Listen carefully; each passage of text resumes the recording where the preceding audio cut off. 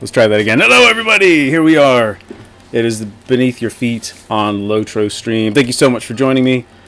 My name is Shoreless, and this is the show where we go, get this, we go beneath your feet. So what does that mean? Well, Beneath Your Feet is a long-running podcast that I've had going off and on, mostly off, since 2011.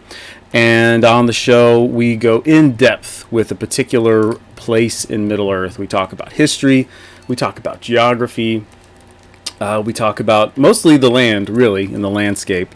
And so what we do each month here on the Beneath Your Feet live stream is we do research. So we're going to investigate particular sights and sounds all over Middle-earth, dig deep, try to find Easter eggs, talk about lore, and really, you know, I get a lot of help from you guys as well, just as far as what there is to be found in these various parts of Middle-earth. So we're going to be doing a bit of exploring. Tonight is a special episode. It's actually the first time I've done something like this because we're going to do a tavern crawl or a pub crawl. I guess they didn't really call them pubs in Middle-earth, so we'll call it a tavern crawl. I've got a few places in mind. As you can see, where else could I start tonight's explorations besides the one and only Green Dragon? So I've got a few spots in mind. I've got a few choice locales that I want to explore with you and see what we can see and learn a little bit more about them.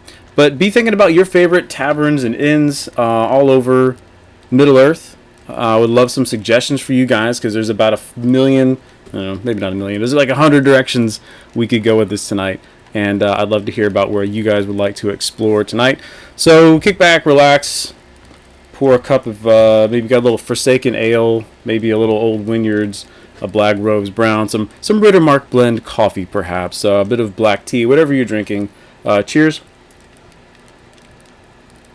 And let's explore the many inns and taverns of Middle-earth together here in just a second. A little bit of housekeeping first. First of all, my YouTube channel is all caught up. So all 30-ish episodes, going all the way back to the old days, are now available on YouTube for your listening pleasure. No, they're not all, you know, they're not all beautiful ambient soundscapes. If you're looking for that, I highly recommend The Golden Host. Some of them are just, you know, screenshots put into a slideshow here and there, but that's all up to date. So this will be the first episode that is actually posted sequentially when it's released, maybe next week. Usually takes me about a week after we have our monthly live stream to get this going. And what else is going on? Oh yes, I've almost forgot to tell you, we're gonna have a giveaway. So what are we giving away? Well, thank you for asking.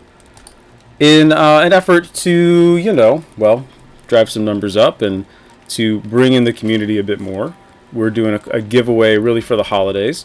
So let's talk about what's going on here, what this means, and then we'll check in with the chat to see how all of you are doing, and we'll kind of take it from there. It looks like my mic's a little hot, so let me know how everything is sounding out there.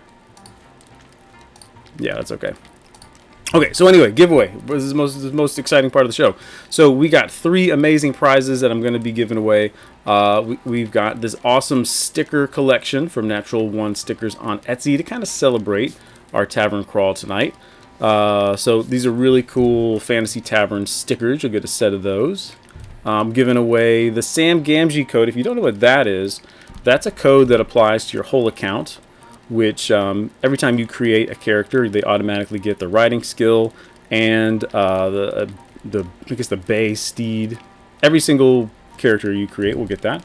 And then finally, we're giving away $25 Steam card. Now, you're thinking, why a Steam card? Well, here's the thing. I can't actually gift you any LOTRO points or like gift cards for the LOTRO market or anything like that.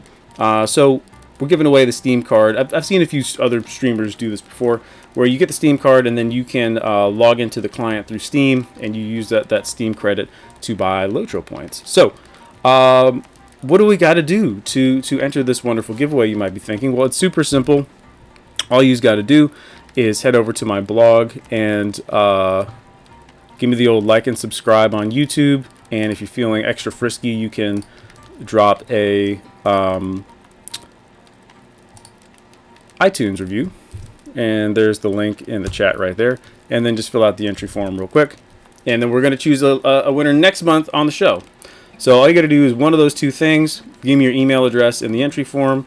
And then next month on the show, when we do our inevitable holiday special, we'll talk more about that later, we'll pick the winners, and 3 lucky, wonderful people will get one of those prizes. All right, sound good? Good enough? What I'll do is I will put that back up at the end of the show, just so we can, for any of the latecomers, because things are looking a little light right now. Phew. Okay. How's everybody doing out there in Twitch land? Everybody doing okay? Everybody had a good Thanksgiving holiday?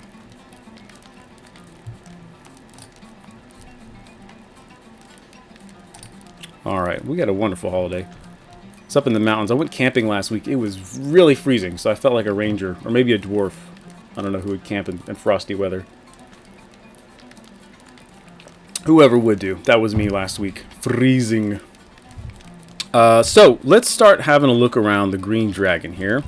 My sort of big idea with this episode is to highlight some of the importance of the inns and taverns in Middle Earth. I think there's a lot of significance to these sort of public drinking and eating locales in the world, because there was such a significance for these places in Tolkien's life and in his own little world. And so I think there's a lot we can kind of glean from these spaces if we just kind of take the time to look at them. So that's kind of the plan. The other thing is I should say I had. I'm not really running it right now. I had another podcast called Tavern Hunter, because I absolutely love fantasy taverns. I love tavern gaming. I love LOTRO taverns. And I did a few interviews on there before. Unfortunately, I had to kind of hang it up. It was getting to be too much. And I had the absolute pleasure of interviewing Scenario, Matt Elliott, who is, of course, the senior world builder on the Lord of the Rings Online. And we had a great chat about some of his design ideas when it came to the taverns and inns in LOTRO. And I think because that episode wasn't really marketed as a LOTRO episode, not a lot of people have heard it. So I'm going to be editing that particular interview into this next forthcoming episode. Then I think you guys will enjoy hearing what Scenario has to say about the kind of principles they went by and some of his ideas about what makes a very cozy inn or tavern space. And specifically, he talks a lot about lighting. And as we can kind of see here, the lighting is a little off, because this is just a hobbit counting beer barrels, but by candlelight, and yet it looks like there's kind of light shining down from the ceiling. So I never really noticed that before, but that specifically was something he mentioned on our interview. So I want to make sure you guys get to hear some of the cool things he says. Scenario is always a very well-spoken dude, and he always has good things to say. And so I'll kind of weave some of that into this episode. And it's been quite a long time since I had a guest on the show. I used to do that a lot, but really when I started picking the podcast back up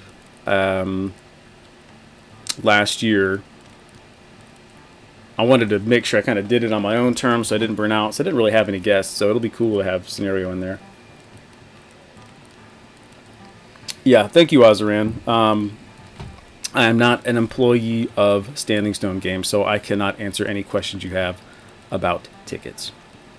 Okay, so let's continue our exploration here. I love all the Shire spots. There are so many of these, and they all evoke that kind of classic English pub vibe where there's all this wood grain to be seen. Lots of paintings and books and cozy fireplaces everywhere. Man, of course, don't forget that if you are going through these for the first time, there's that meta deed, which unlocks the Shire Brewmaster deed. If you complete, or title, if you unlock, which you unlock by doing the quest for each of these kind of Shire pubs. Okay, I know where we should go next. I have some ideas about this. But anyway, I think the Shire spots are so important because they are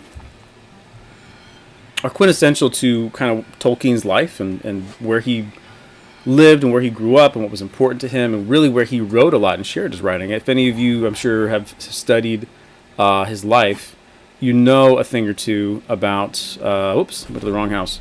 You know a thing or two about his background. And lots of people know the story of the bird and baby. I've got to go a little faster here on my party horse. And lots of people know, that those are the places where he founded various clubs with other friends and writers like C.S. Lewis, where they kind of exchanged those ideas. And that, I think, speaks to the greater import of the pub culture in Britain. Thank you. Thank you, Azrain. Yeah, I'm quite fond of this. We are fully kitted out in our in-league gear here, as you can see. As I aimlessly wander around Thornsall. I didn't actually need to go here, so I'm just trying to find the horse to get the heck out of here. But yeah, at a certain point, I just committed. I said I'm an in-league guy. I'm an in-league hobbit. So I got the hat. Well, I don't have the hat. I got the shirt there. Got the backpack. Got the drunken horse. We're ready to party. Hello there. But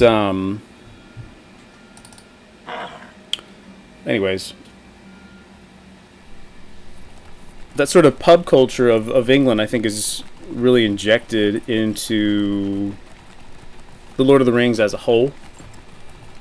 You don't see it. We're going to pop around a lot to a lot of different spots and kind of see what we can see. So you don't see it in certain other places, but certainly in Breeland and the Shire, that hospitality culture of Britain, I think, is very heavily reflected in the books. Of course, we could talk about the Prancing Pony all day long and the various inns of the Shire. In fact, it's so ingrained that, they have to famously avoid going to stock as they're leaving the Shire because Pippin wants to sample the beer at the Golden Perch. And, of course, the famous quote is, shortcuts make long delays, but inns make longer ones. So we see that in the Shire and the Breelands. And one thing that people have done in LOTRO that I absolutely love is created some player-run inns and taverns. I'm a little partial to this one because it's mine, but I think later, if we have time, we're going to go and peek at a few other ones. Because a lot of people... I'm a very mediocre designer. If there's one thing that Animal Crossing and The Lord of the Rings Online have taught me, it's that I have no natural, God-given design capabilities or design sense. So mine is not super impressive. And if we have time later, we'll go and check out some of the more impressive sites that are available in the player-run inn and tavern scene. But I did want to highlight this. I'm going to post this in the chat for you guys. There is the... we put this together last year, I think. A running directory of player-created inns and taverns. So if you ever want to check out... some of the creative things that your fellow players have done, you should check that out. There's tons on Landreval. And there's at least a few on all the other servers. And as I said, mine's pretty mediocre. I'm quite proud of our giant Bjorning table here.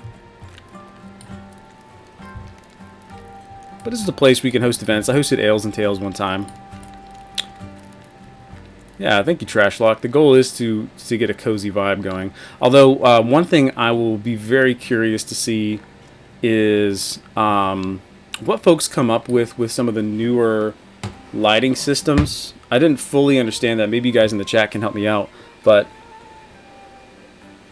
my understanding is that maybe with premium housing or with the new Erebor housing, there's some new lighting effects you can do. I know that you can kind of pick your lighting in the premium houses, like I did that with my Rohan house. But I think, they've tweaked the lighting a little bit. And so I'll be very curious to see what some of the more gifted housing designers come up with some of the newer things that they're adding to housing. And if a quick shout out to Lil Redhead and B4. They were very kind to plug this show today. And if she hasn't already, Lil Redhead is going to be doing a special, quite lengthy special on housing in particular. So definitely have an eye out for that. But make sure you check out that directory we created. And then towards the end of the show, if we have time, we'll pop over to a couple of the more impressive ones here on Landreval, so you can see what the housing community has been up to. Oh, and there's, of course, our sleepy pig in a blanket. Okay, so where do you guys want to go next? Any suggestions in the chat for the next pub we should visit on our pub crawl today? Let's gaze at the cozy fire while we wait.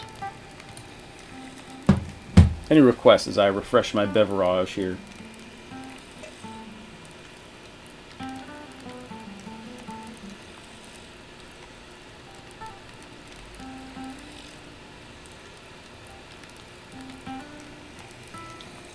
Very good. So what I had in mind for our next stop was going to be a particular spot that I think is, I don't know, I think it's a very underrated tavern. It's not actually named on the map.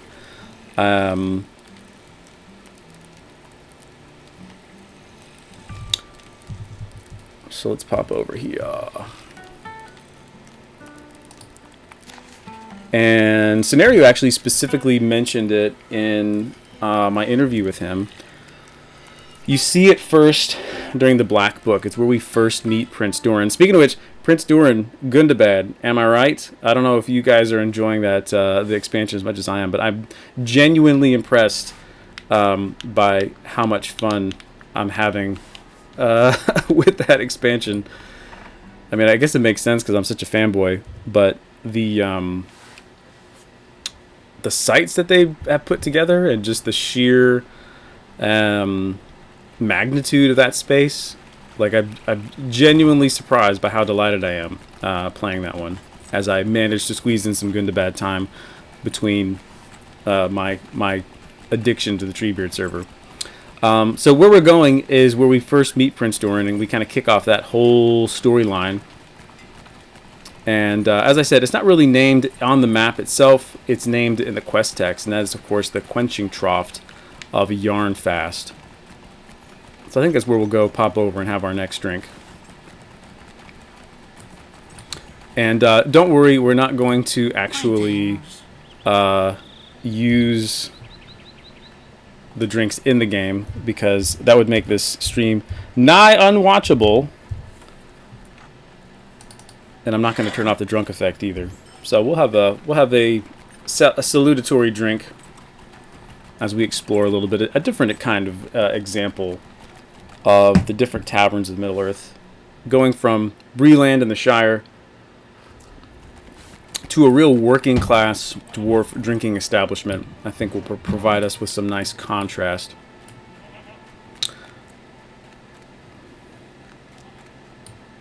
As I've been saying, the sort of pub culture that Tolkien grew up with pervades the work and pervades... Oh, I gotta be careful here. I don't want to fall into a hole.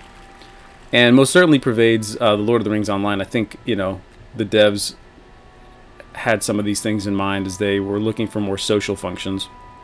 Scenario talks about that in our interview as well, which you guys will hear once the episode is released. The importance of social spaces in an MMO. But Britain really picked up the pub culture, not the pub culture, I should say the tavern culture from the Romans. And yet they also didn't. So I'm not an expert on this particular era of history, but my understanding is that once the Romans kind of came and took over, they brought with them the idea of the tavern, or the taverna, which was where they simply went to go and enjoy their wine. Climate, of course, had a lot to do with why the Romans preferred wine. And the taberna was simply this public drinking area. And if you know more about it, I'd certainly love for you to chime in on the chat. And I said they almost brought it to Britain because my understanding is that in the north, where sort of the Celts and I guess the Picts were, there was already this idea of a public space to eat and to drink. There's a Gaelic word for it that I don't know. Maybe it shows up in the Dunlending or other spots in the Lord of the Rings Online. But when the Romans left, the idea of the tavern stuck. And then the Brits, of course, kicked out all the wine and brought in all the ale. And so that's kind of where the history of the pub begins to sort of split and fork into the ale house, the tavern, and the inn. And the pubs would, of course, come later. So we'll talk more about that in a second. Let's kind of take in the quenching trough here. This is, I used the phrase working class a second ago, and I think that might have been a pretty good phrase to use. Because you can kind of, I mean, even look at this guy. He's not just come from the outfitter at the Nickel Delving, has he? He's been digging in the mines all day, and now here he is, ready for a working man's pint. Mrs. Shoreless loves to watch British shows, and one that I actually liked because I thought it did illustrate the kind of Edwardian pastoral lifestyle that we see in the Shire was Lark Rise to Candleford. And so pretty much every episode you saw the guys heading to the pub for the working man's pint. And that's kind of the vibe I'm getting here. I mean, look at this. He didn't even bother to pick up his chair when they knocked it over. This is ridiculous. This is absurd. And yet, the fine craftsmanship of the dwarves continues. You can't spill enough beer on this to make this the inlay go away. Although I bet you could kind of play a fun drinking game if you poured it on there and tried to catch it as it was running off the table. I don't know if dwarves get that kind of crazy. But we can also kind of contrast this with the Thorns Hall pub because that place is a little bigger, a little bit better kept. Interesting. Yeah. Trashlock says they'd love to drink with a dwarf. I'd like to as well. I think it's easy to kind of satirize the dwarves and make them look silly.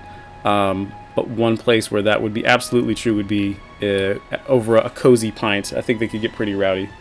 There's a great song by Winrose, which is like a dwarf cosplay LARP metal band, about having a few drinks in a dwarven tavern.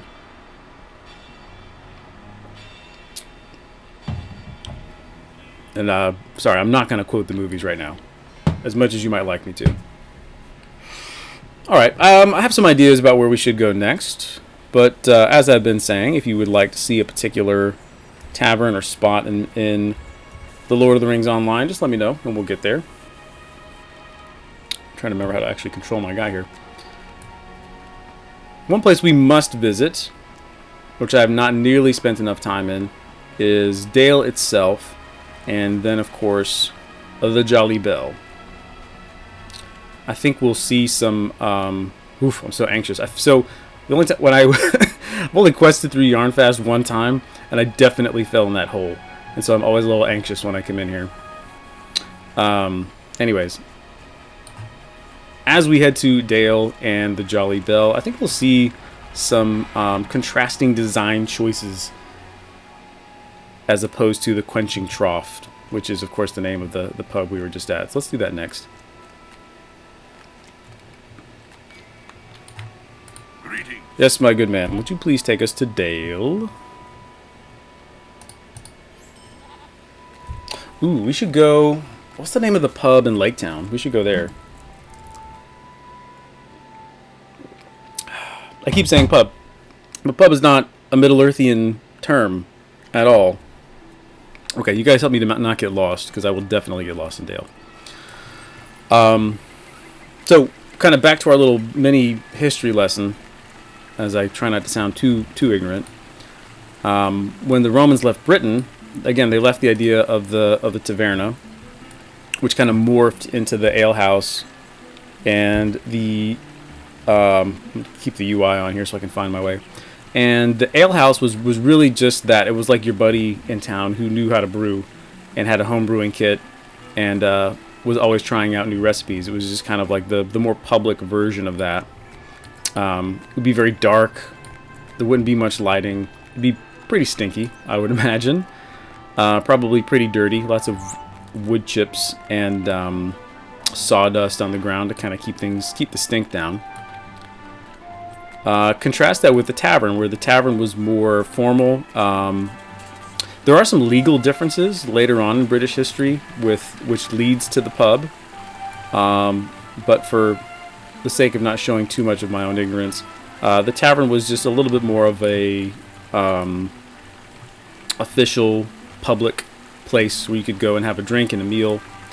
There was more of a focus on food, if my understanding is correct.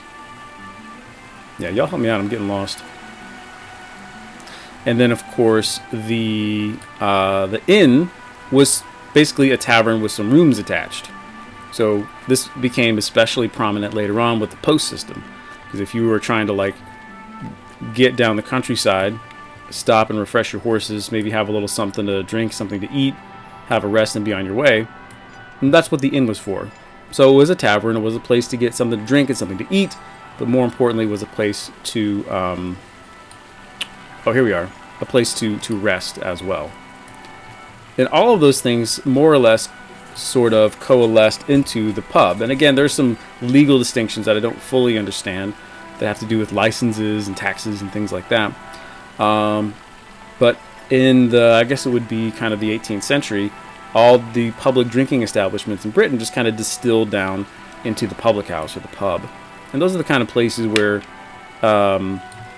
Tolkien would find himself, and which were injected, as I've been saying, into the Lord of the Rings and into Middle-earth, and thusly into the Lord of the Rings online. Alright, so here we are. We have arrived in the Jolly Bell.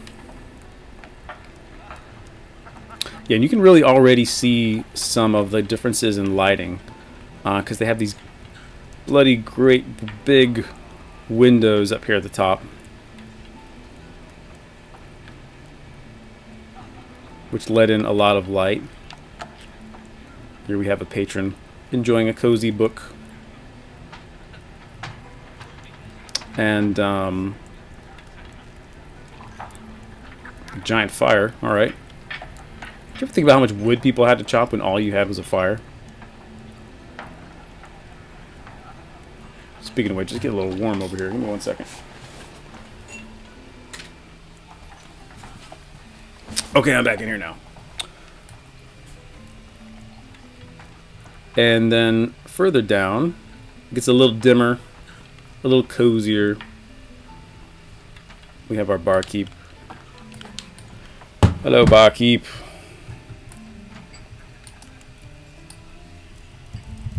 Let's see. Cheers, everybody. We got double. My favorite bugs there. It's double fisting, but with one hand. Very interesting. Yes, fresh meat off the bone.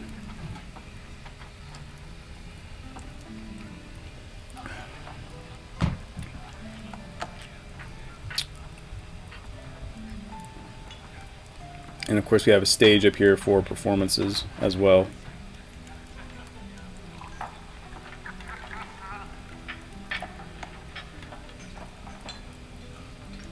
Yeah, I agree. I like the aesthetic here as well. And it's interesting to think of it in terms of development, because it's this was much later on. This would have been like 2018 maybe? 2017? And so the team had a long time to kind of figure all this stuff out. And one thing they do, you see this more I think in the Pony and in some of the Shire taverns and inns, is there's more sort of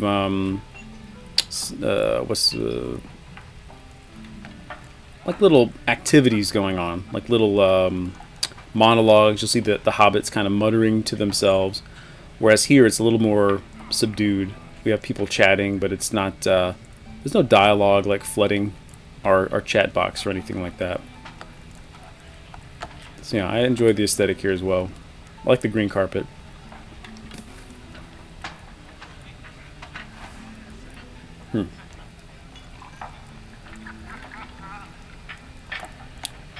Now we can contrast this quite heavily with the next spot I have in mind.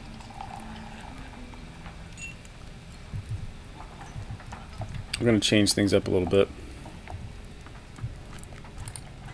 This is all contingent upon me actually finding the stable master, because not all taverns are especially welcoming, and it's perfect that the sun is starting to go down as well.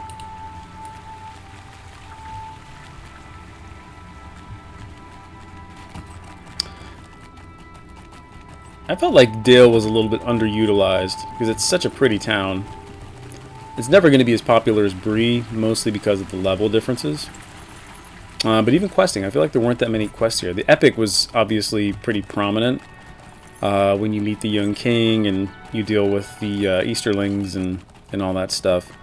But other than that, I feel like there weren't that many quests here. I guess everyone was just trying to get to the lonely mountain yonder.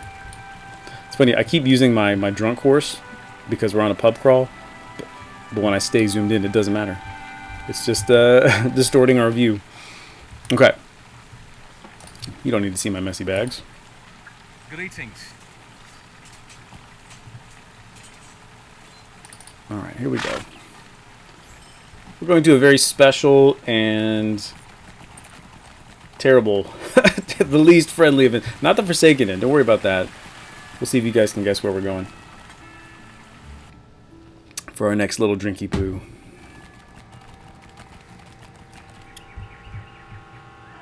Here we are in high above Mirkwood. Let's see what we can see here. This is not our destination, but I haven't been up here in a long time. No, we're not going down there. Psych.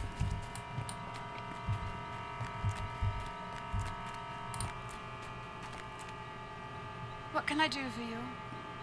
Figuring it out yet?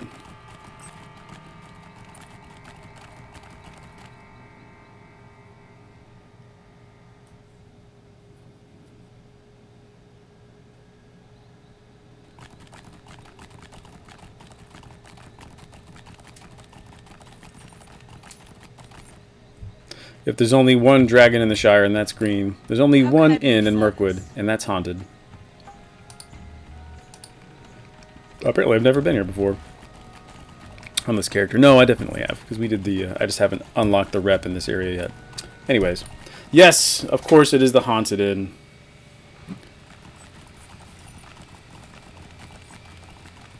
Not all inns are happy-go-lucky places where you curl up by the fire with a good book and a drink in your hand. Some of them are absolutely terrible places. Such as this one here. Try not to be too spoilery, but the story here is quite excellent. The idea is that... what's up, Rattlepacks?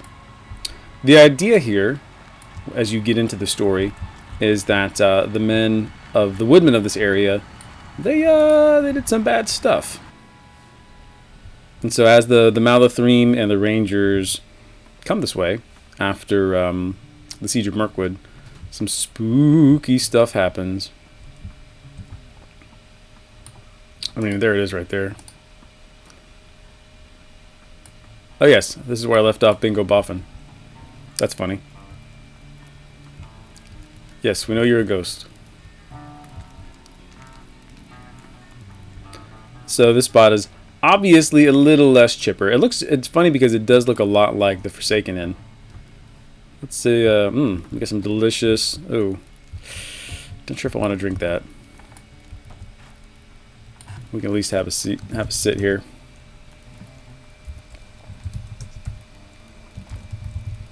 Drink something. I don't know what we're drinking, but... Double fisting. But the use of lighting here is interesting. Because obviously they were trying to create a spooky space. And they definitely achieved that effect. And it's not really a staffed inn or anything like that. It's just kind of a makeshift base for these elves. Isn't it? Yeah, you're tarrying too long. You've been here for about 10 years, bud.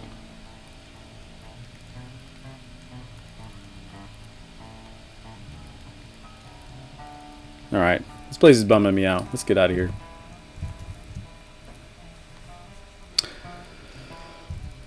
Yeah, this next one, we need to go to Rohan. That's really what we need to do. The trouble is there are so many spots in Rohan. That was really my only gripe. I loved the writers of Rohan. I loved the Helm's Deep expansion. But my gripe with the way they constructed Rohan, it's just way too many people. Way too many towns.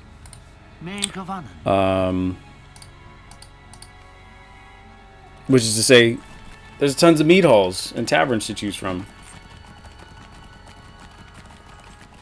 So if anybody has a favorite Rohirrim mead hall, I am 100% all ears.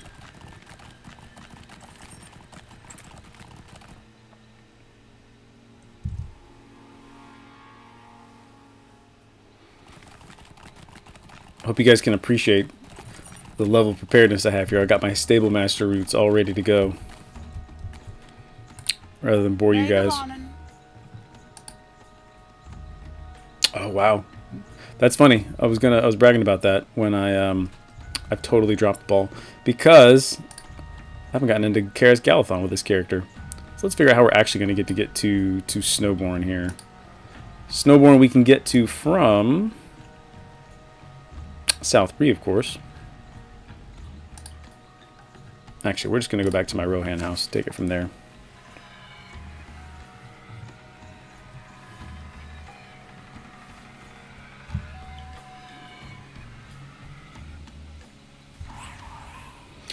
As we proceed to Rohan, we could actually pop over to one of the meat halls here in the housing area, but we'll not do that yet.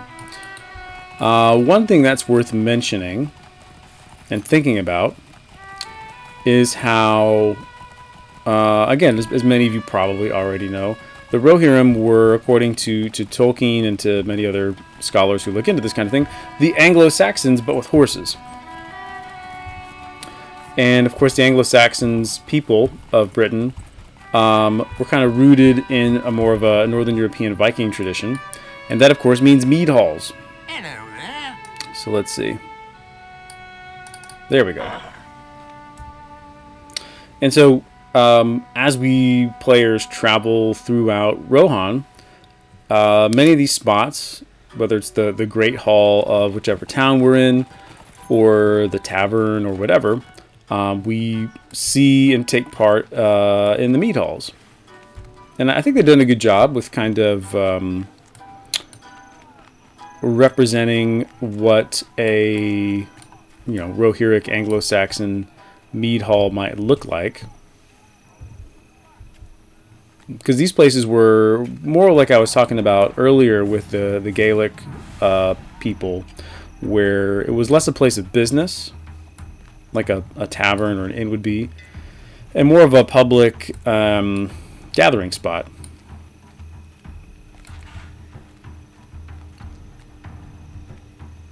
If you ever watch any Viking shows or anything like that, you can start to see kind of how these mead halls were more places where the local chieftain would welcome people and give speeches and all those kinds of things. So it's less in common with a tavern or pub than some other spots. Trouble is, I got to figure out where this place is.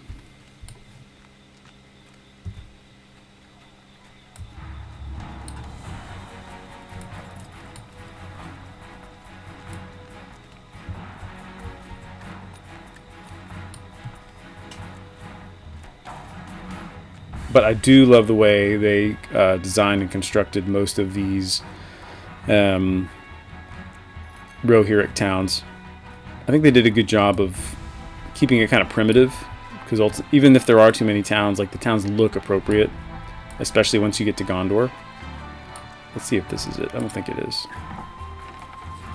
But the housing and all the other areas just look really good. This is not it. We gotta find us a meat hall. Let's ride. And then especially contrasted with the Gondorian architecture, which just kind of lingers here. So we'll hit Gondor next, I think. Gondor's a bit tricky, though, because there are so many other towns. And then if you go into Minas Tirith itself, there's like 8, or not maybe not that many, but like 4 or 5 pubs just in Minas Tirith itself. And they're all beautiful. They're all wonderfully executed. But where to begin? All right, let's check out this giant meat hall.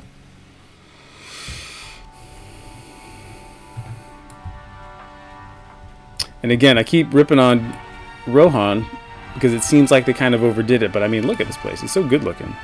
It's so massive with the horse head carvings and the antler spots and the tapestries.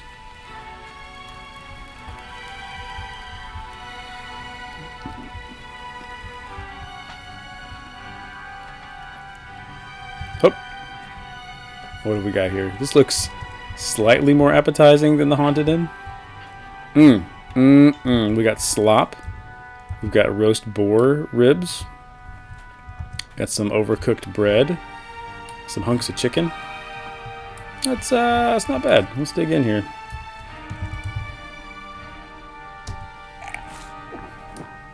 Cheers, everybody.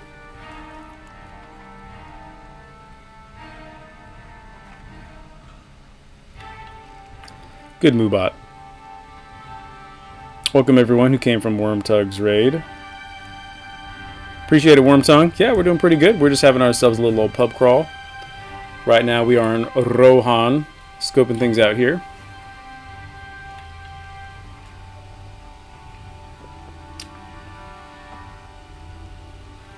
Alright, let's explore around here a little bit, then we're going to head to Gondor. Okay, here we go. This is what we're talking about. What's cool is when you rebuild Hitbold, you can unlock all of these shelves, these Rohirric shelves, along with some of these cool casks that have the horse heads attached. Those are super cool.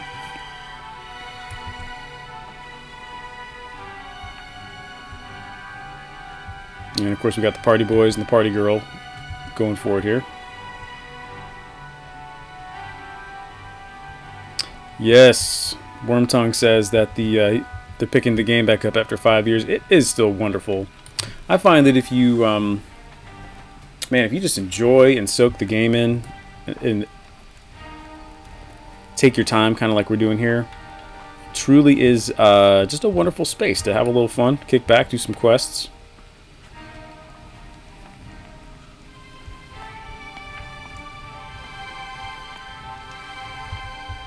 Now that's a good look right there. I love that.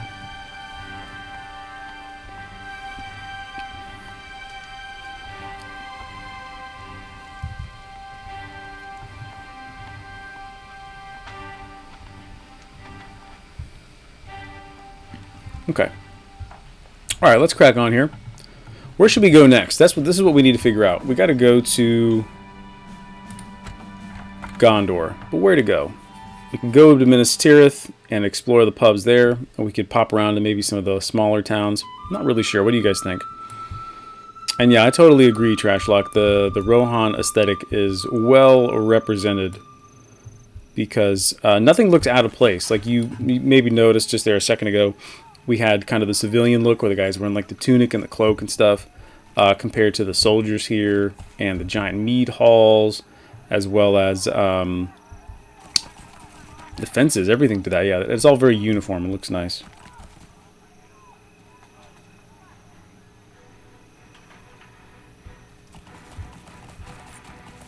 Yeah, the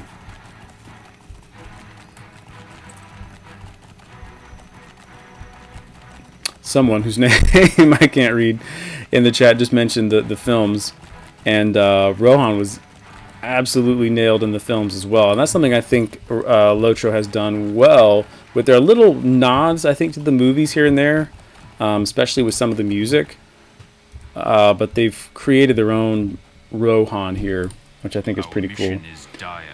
Alright, let's figure out where we're going.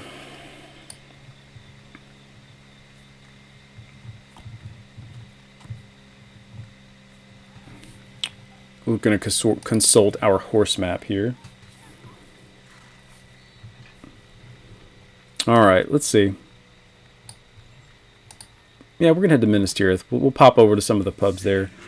And what's the quickest way there?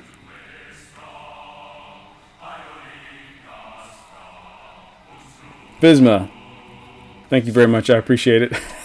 I won't forget that either.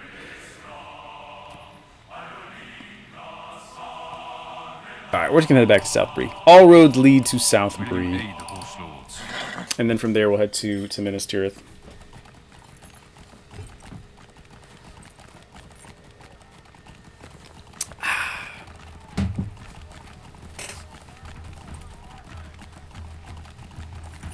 I see one thing here. I did have one other spot in Gondor in mind.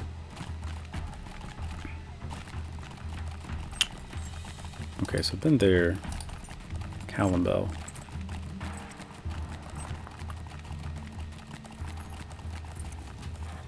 I want to check out Callambel because I believe they have a tavern there. Because the Minas Tirith taverns are well represented, especially if you ever do the if you did any of the midsummer questing. Oof, Wormtongue poses a difficult question. He says, "What is our favorite zone?" I don't know. What do you guys think? What's y'all's favorite zones? While I think about it.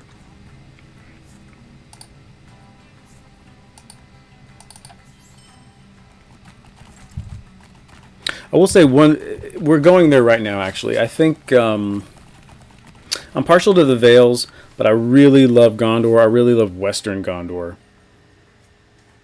Yeah, we got some calls for the Shire. The Shire is amazing, too. It's funny how, I don't know if they put a specific filter on it or what, but it's like every time you go there, it just feels magical. But for me, I really think it's Western Gondor. It's so interesting looking and so beautiful. And it's such a nice break after you finally get out of Rohan. Forkel, yeah. I love Forkel. As my computer goes crazy. Yeah, Forkel's great. If for nothing else besides the morning, come on, brain, the Northern Lights. That looks super cool.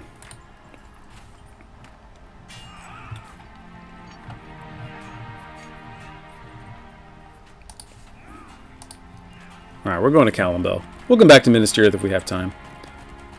But as I said, I think that those spots in Minas Tirith, those particular taverns, they get a lot of play.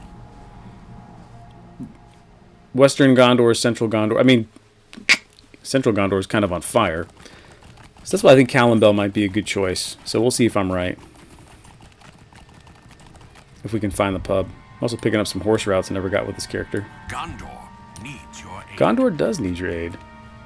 I'm like 99% sure there was a tavern in here. Let's see if I was right.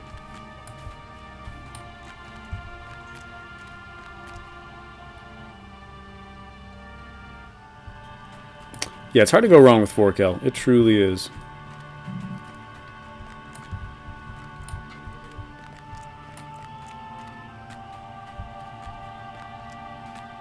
You know, we've been talking about architecture, and I think the more rural spots in Gondor do well by including structures like this.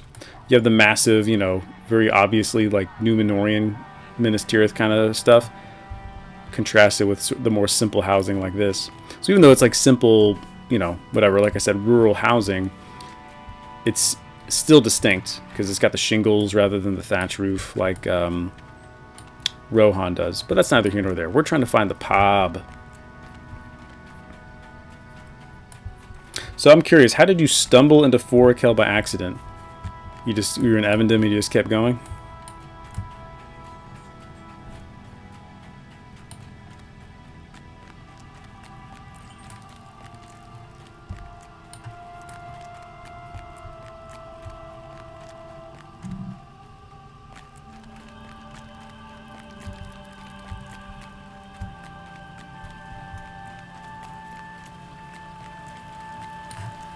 I may have been wrong. Maybe this place doesn't have a tavern. I really thought it did. Ah, here we are. Yes. Is this it? That's the vault. That's cool. That's cool, Trash Lock. Well, you just... certain times in the game, you just kind of keep going and see what you can see. Alright, this actually works. I think this works. Because this is not a proper tavern necessarily. But... we do get a lot of these open air spaces in Gondor, which I really, really like, for a number of reasons. Not just because I want to live in Gondor, but also because it's... cheers, everybody. You can't sit and drink. Come on, Roxo, do better.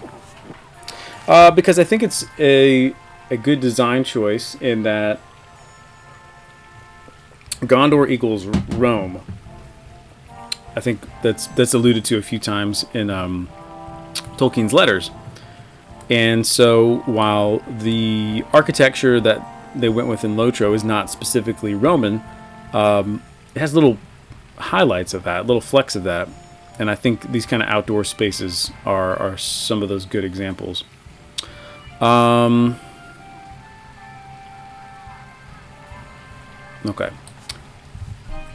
I'm looking at the clock here. We're getting a little close to time. So what I would like to do, before we go anywhere else, is highlight, unless you guys have some other ideas, highlight one of the, what I think is more interesting, player-created inns.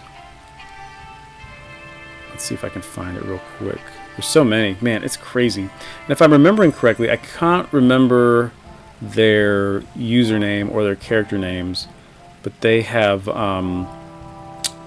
a particular designer who's created like a whole neighborhood of craziness. Okay, yeah, here it is. Crickwind. All right, we're going to Crickwind. All right, I think this is right. Cross your fingers, everybody. So let's hit up one more player-made tavern before we call it a night, and remind everybody about the giveaway. So we're going to pop over to my house in the Shire.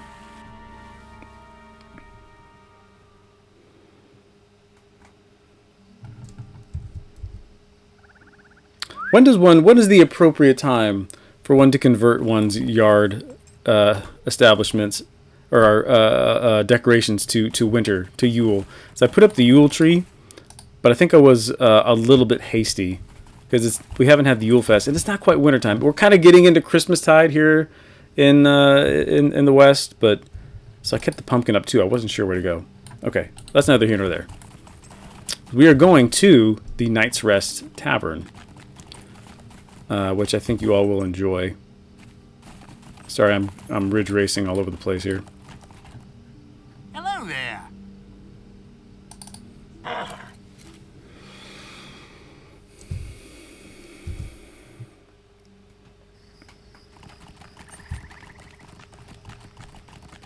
Let me get my not so drunk pony back online.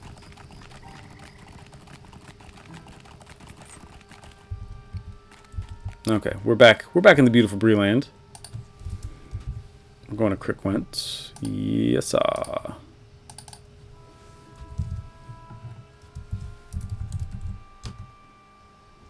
Okay, Aedon, A-E-D-O-N. That is the forum name of the purveyor of the Night's Rest Inn.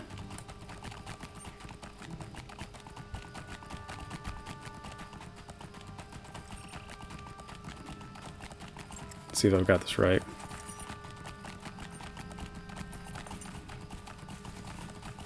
Night's Rest. Here we go. First of all, look at that. You know you love to see the King Crimson Tree. Things you love to see. And the evil outhouse. This is perfect. Ugh. Sorry, Bingo. That's the public outhouse, not the evil one. Okay.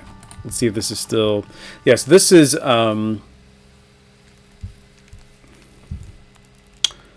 Eden, who is in the Lonely Mountain Band, and who, if I'm not mistaken, they help run Ales and Tales, and they put together quite an interesting venue here.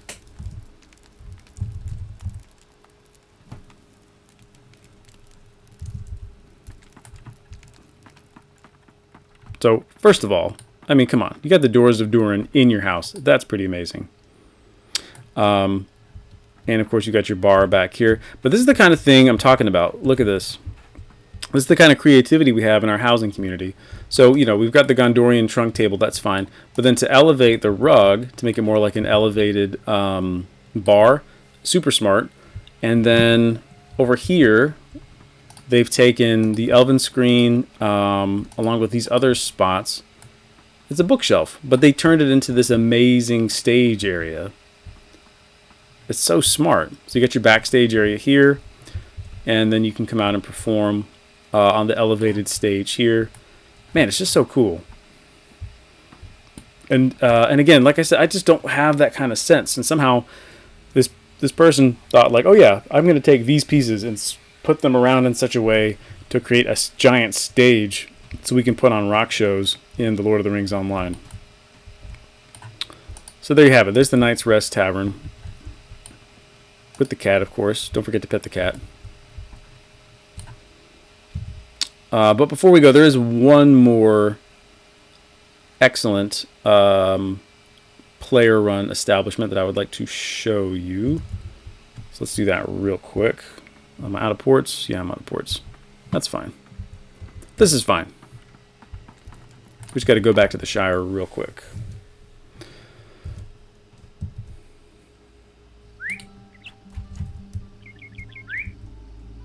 Then we're going to call it a night. Which tree is this? Holly tree. Write that down for later. Holly tree.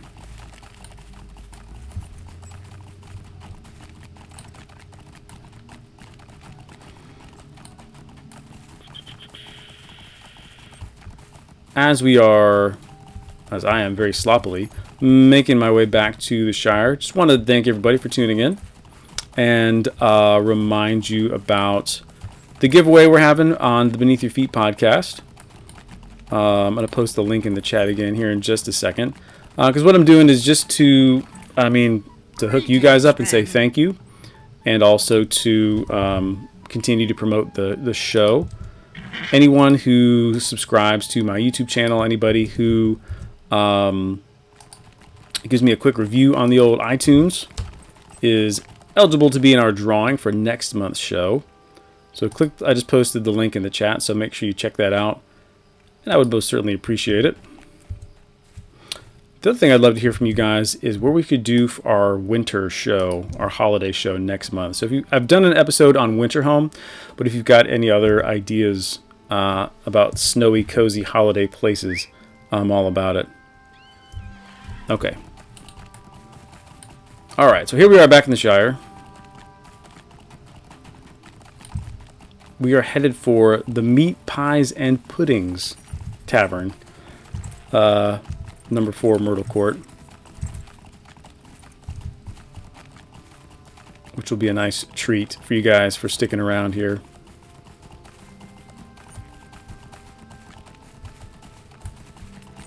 This is by Aranda. That's their forum name. Okay, and the idea here, first of all, I mean, look at this. Look at the quality. This is the Freyaloft stabbing a Dunlending through the neck. That's pretty cool. Along with Folkrid and Fastrid defending against Oliphants. But that's not why we're here. We are here for the big show. So this place was created with medieval times in mind. So you could sit at the table, eat your roast, drink your glug, and then watch the show. They've taken the Armor of the Veils mannequin and created fighters. They've got some bear fights going on. And then, of course, the Snowman King is there overseeing their domain. So this is one of my... And then we got the bar back here, of course. So this is one of my absolute favorite player-made drinking establishments. And I think it's a fair place to kind of call it a night tonight. So, meats, pies, and pudding, we salute you. Yeah, super epic, heroic battle music from medieval times. Okay, well, thanks again, everybody. I truly appreciate you guys tuning in and checking out this month's show as we explored some of the many inns of Arda all over LOTRO and Middle-earth. So take time to make sure you check out the page for our little giveaway so we can get you some free stuff. and consider having a listen to the Beneath Your Feet podcast. This episode, I'll work on writing it now, and what that means is in about a week we'll have it recorded and out there, where we'll have a full episode dedicated to all the different inns and taverns we explored today, and some of the interview with Matt Scenario Elliott will be woven in there as well. So I hope you had fun. I hope you enjoyed checking out some of the different design elements here in all these taverns, and talking a little bit about the history of taverns in the primary world as well as Middle Earth. And I think that's about it. So again, my name is Shoreless. You can check out the Beneath Your Feet podcast on iTunes, Spotify, Anchor, all your favorite spots, and of course YouTube as well. And you can check me out on Twitter at Shoreless Skies. And really, if you're not on LOTRO Twitter, you got to get after it. I mean, there's so many other social media outlets. There's Facebook groups and things like that. But I think where all the fun is happening is on LOTRO Twitter. So make sure you get involved there as well. Thanks again for tuning in, and we'll see you guys next month. Bye.